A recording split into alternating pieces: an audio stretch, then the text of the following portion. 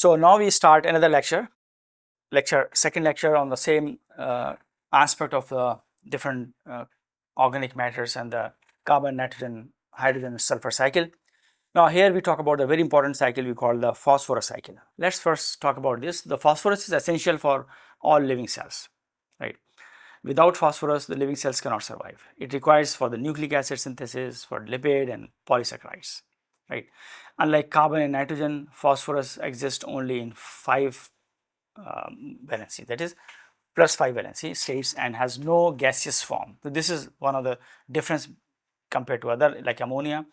And all environmental phosphorus originates from the weathering and phosphate containing rocks.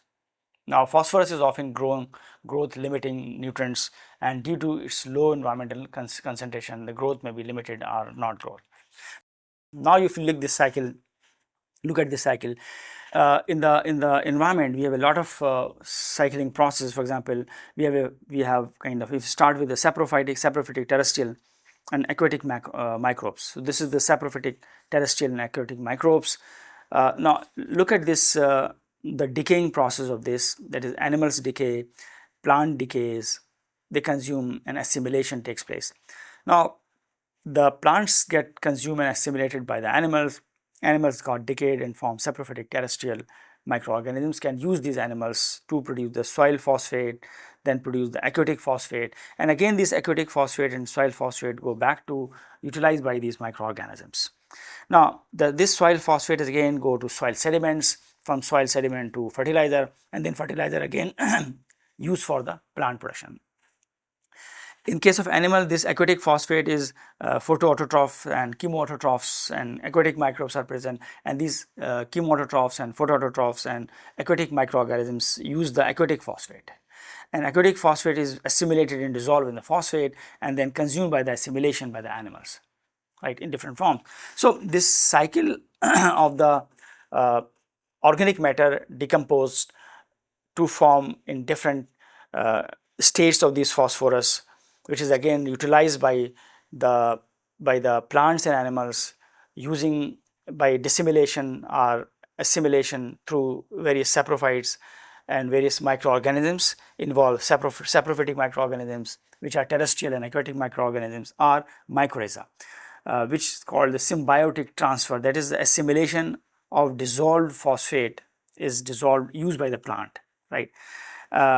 Now sometimes solid sediment, the also leaching process takes place, and this leaching process goes to soil phosphate, and this soil phosphate. So from the leaching process of the soil sediment, then from various saprophytic, terrestrial, aquatic phosphate, soil sediment they are formed, and again they through mining fertilizers form, and these fertilizers again used by the plant and again consumed. So the whole cycle of the utilization and consumption of this phosphate is going on through these microorganisms. So major microorganisms are the saprophytic, terrestrial and aquatic microbes and mycorrhiza, and also the phenomenon or the process which are taking place in assimilation from aquatic leaching from aquatic phosphate to consumed by the animals, or plant by symbiotic transfer to mycorrhiza is through the phenomenon we call the photoautotrophic conditions, or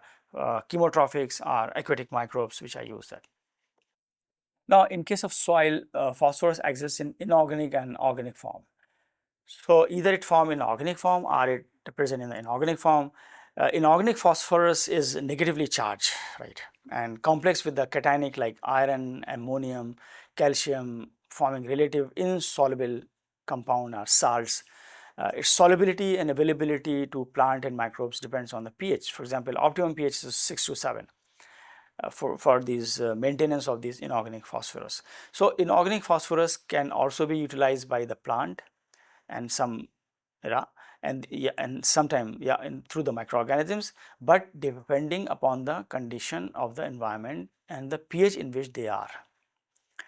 Now whereas organic phosphorus is present in biomass, like in decomposition of the plant and decomposition of animals, where the microorganisms are involved in decomposition and these organic materials are recycled through the microbial activity, as we have just discussed in the cycle. The microbial transformation of inorganic phosphorus includes the converting simple orthophosphate, that is PO4 3 minus, into more complex form such as a polyphosphate, which are which are stored as inclusion and macromolecular organic phosphorus compound, making phosphorus available for biological issues. So that is same sediments of the phosphorus may also undergo the leaching process, which can be utilized by the plant and animals later on through different reactions. Then we talk about another very important cycle we call the sulfur cycle.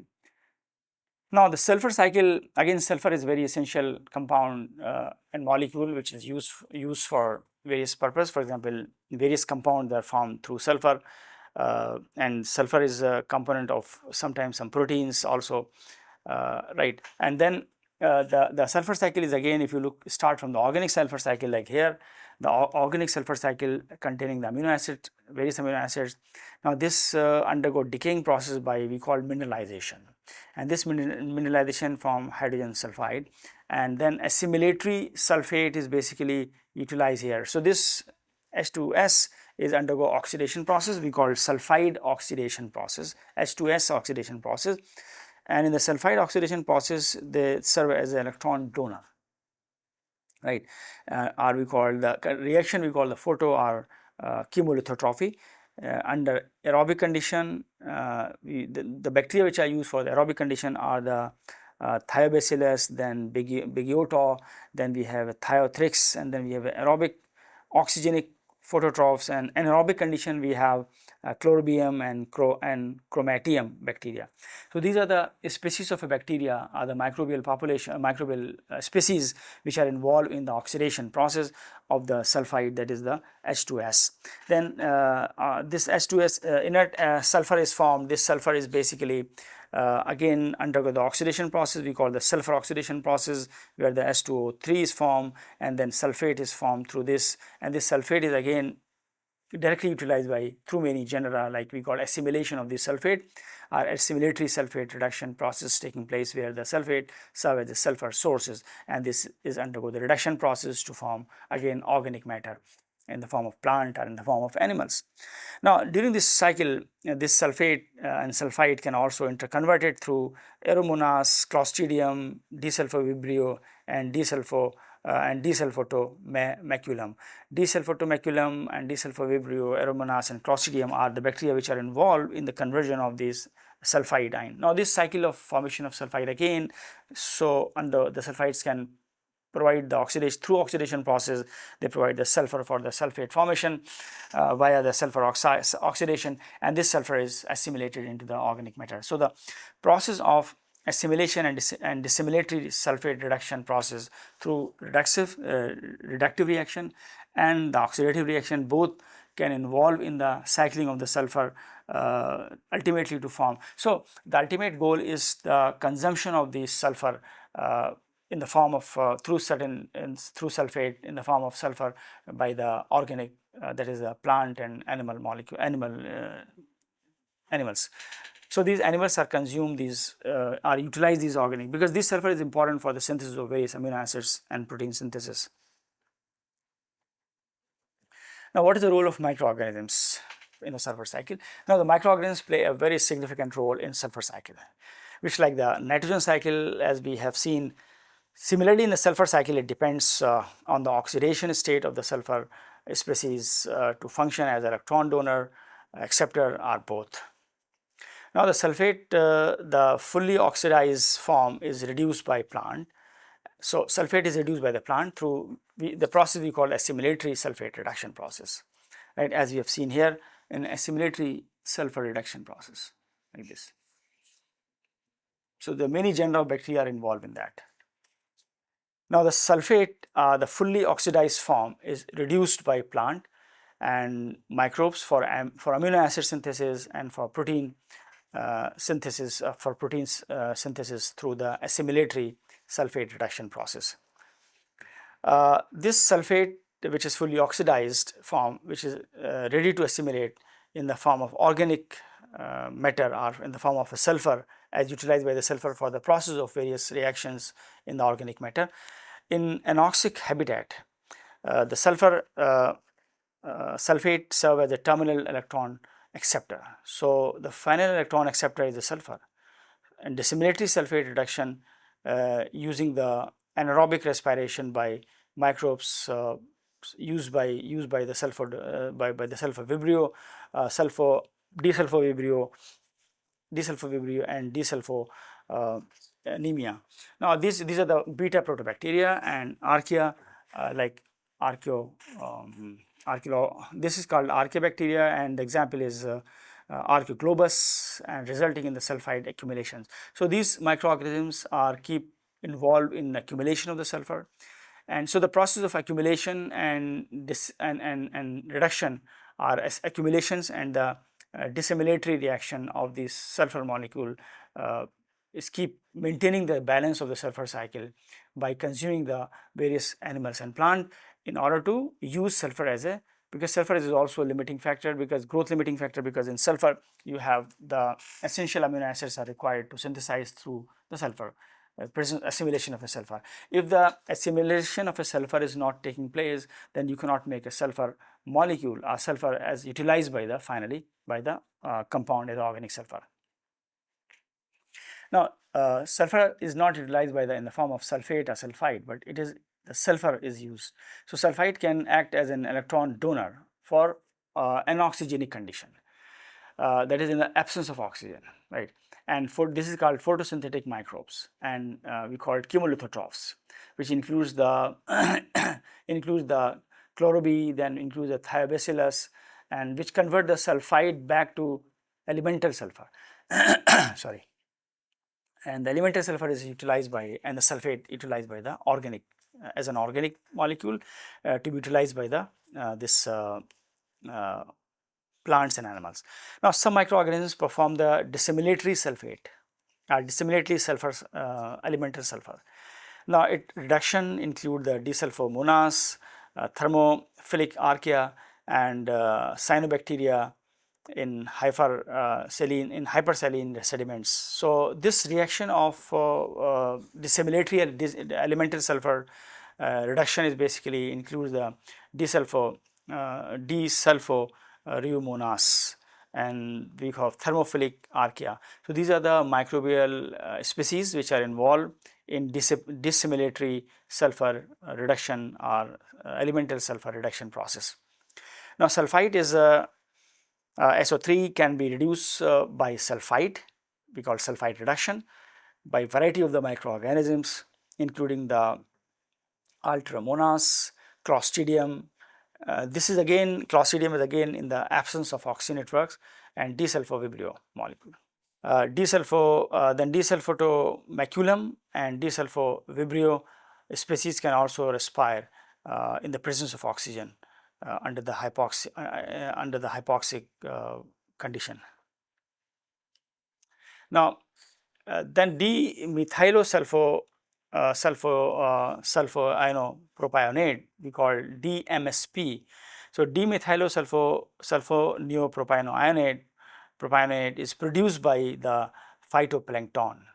This is important because phytoplankton, the plants are the phytoplanktonic states of in environment as an osmolytes is released upon cell lysis and used by the bacterioplanktons. So bacterioplanktonic state utilize this sulfur through the phytoplankton by using this compound as a sulfur and as a carbon source and metabolize into dimethyl sulfide DMS. This process of carbon metabolization takes place as a, and here it is used as a carbon source.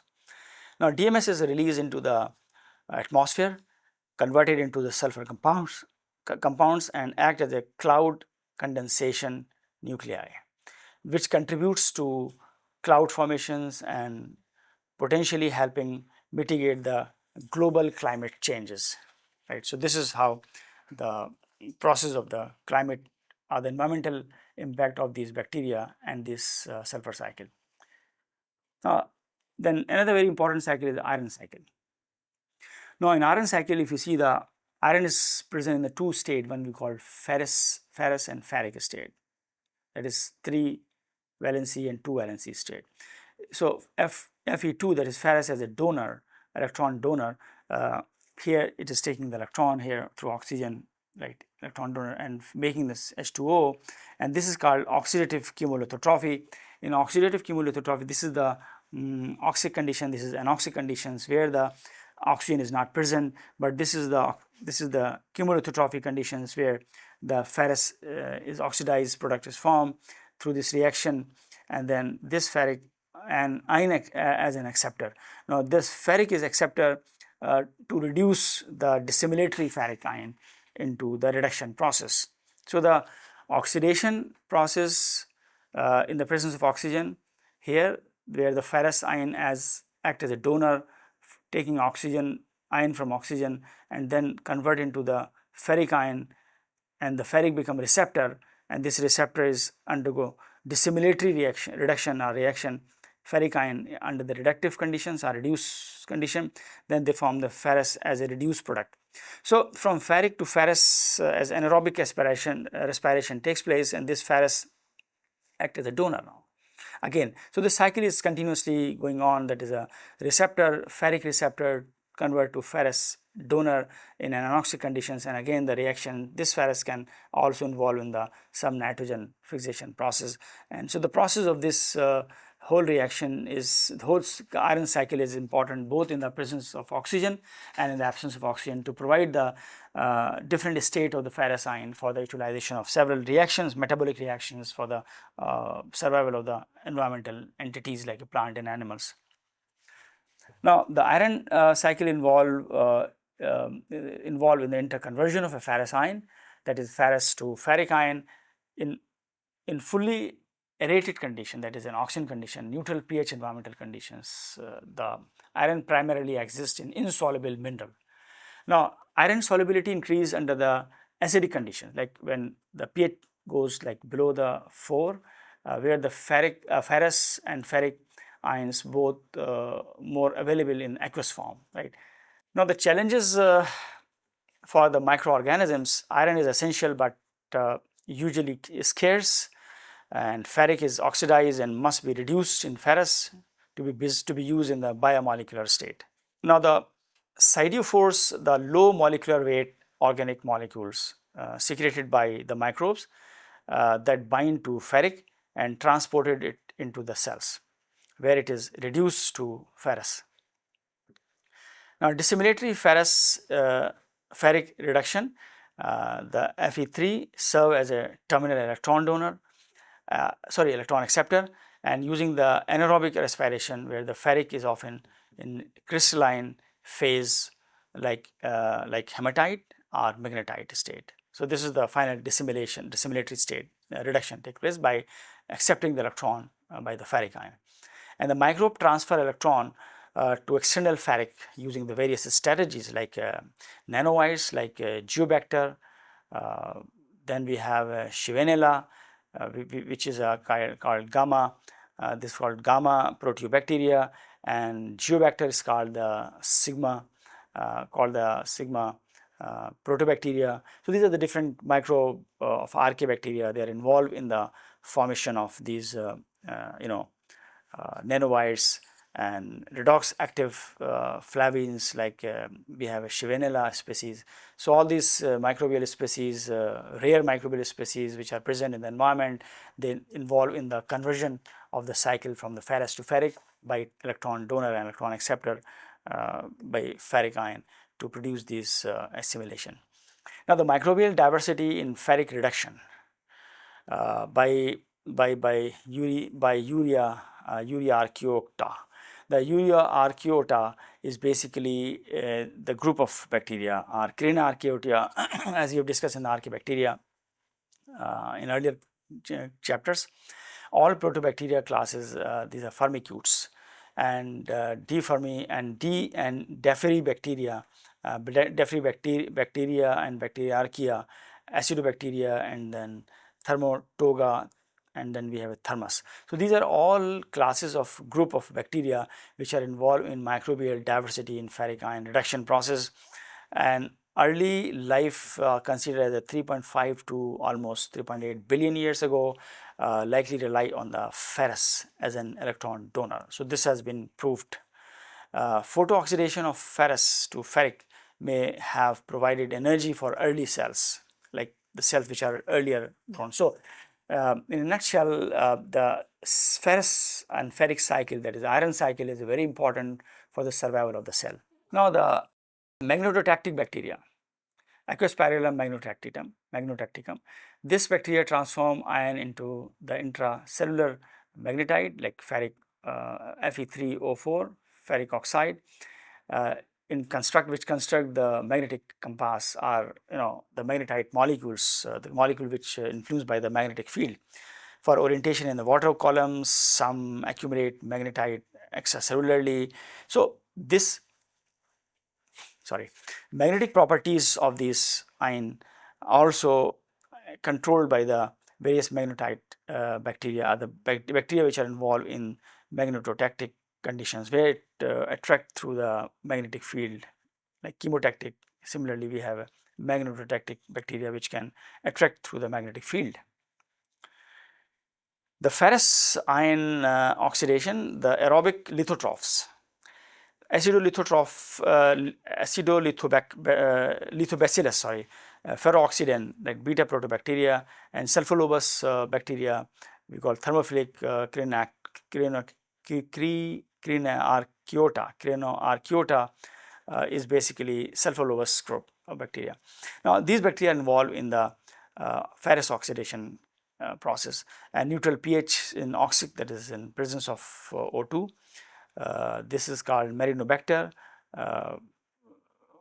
gamma protobacteria, and Leptothrix and Gallionella by like beta protobacteria. So these are the different group of protobacteria under the classification: beta protobacteria, gamma protobacteria, and so the bacterial population or species belong to this group are basically involved in the nitrogen fixation, neutral pH conditions to the ferrous or iron oxidation process.